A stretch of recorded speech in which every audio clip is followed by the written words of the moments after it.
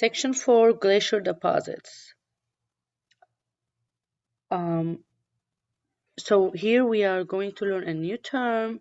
Any sediment of glacial origin is called a drift. The two distinct types of glacial drifts are till, which you see in the picture here, and they represent the unsorted material deposited directly by the ice.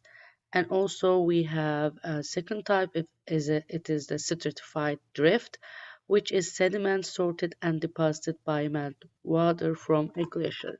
So you'll be able to identify these two in the field. And I want you to watch this video, which is about the common depositional landforms, esker and moraine, and also the dumpling field, ground moraine, and Kim and Kettle Lakes and Drumlin. They all are also Kettle Lakes. They all are considered as glacier depositional features. Hi there, this is Callan Bentley. Welcome back for another Smart Figure. After watching this video, you should be able to identify, name, and describe the formation of a bunch of different depositional glacial landforms. These are glacial landforms that occur in areas of continental glaciation. Now, if you want to see where continental glaciation is taking place today, you've got basically two big options, Greenland and Antarctica. These two locations are the only places on Earth today where there are ice sheets. However, if you were to go back in time to around 18,000 years ago, you'd find that there were several other major ice sheets, including one that covered most of North America and others in Siberia and Northern Europe. These ice sheets leave behind characteristic landforms that we refer to as depositional landforms because they're made out of glacial sediment. So you can see here over on the far right, there's an end moraine, which marks the furthest point that the glacier made it out to. So we can call this a terminal end moraine.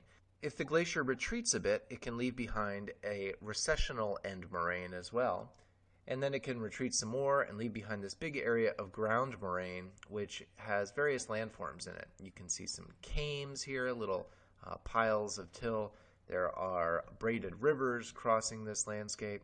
There are even the casts of old rivers that ran through the glacier. These are referred to as eskers. They look kind of like long snakes crossing the landscape. And there are also drumlins. Drumlins have a big upside-down spoon kind of shape, steeper on one side and gentler on the other. Here's an example from New York State near Rochester. You can see that there's a bunch of drumlins there. Here's a topographic map depicting those drumlins. Notice how on their northern end they have very closely spaced contour lines, and that indicates that that's a very steep section. Whereas on the southern portion, the contour lines are more widely spaced apart, and that indicates that it's more gently sloping there. That's basically a way to read ancient ice direction. In this case, the ice was flowing from the north towards the south. Another feature that we discussed were end moraines. Here's a look at the American Midwest. There's two generations of end moraines depicted on this map. An earlier generation in purple, and then that's mostly overprinted by a younger generation, which is shown here in red.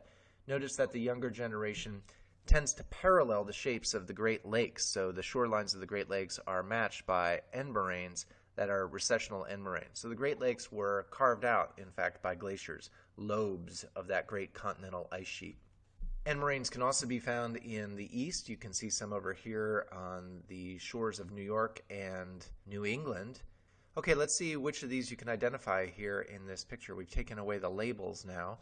Take a moment to see what you can spot. All right, so we've got end moraines here. We've got a terminal end moraine over on the far right, and then a recessional end moraine a bit behind it over on the left. There's the outwash, the glacial outwash flowing down these rivers. Okay, little lakes. We didn't mention these lakes right here, but these are called kettles. These are little spots where chunks of ice were left in the ground when the ice melted away. A little hole was left. If the bottom of that hole is below the water table, then you've got a kettle lake. You'll notice over here is our esker, this sinuous little trace going across the landscape. Looks like this esker ends in a delta here, probably fed into what was once a lake right in front of the glacier, something like that one there. We've got kames, and we've got drumlins. This whole area here is referred to as ground moraine. So hopefully you were able to pick out some of those features. Nice work, and thanks for your attention. This has been another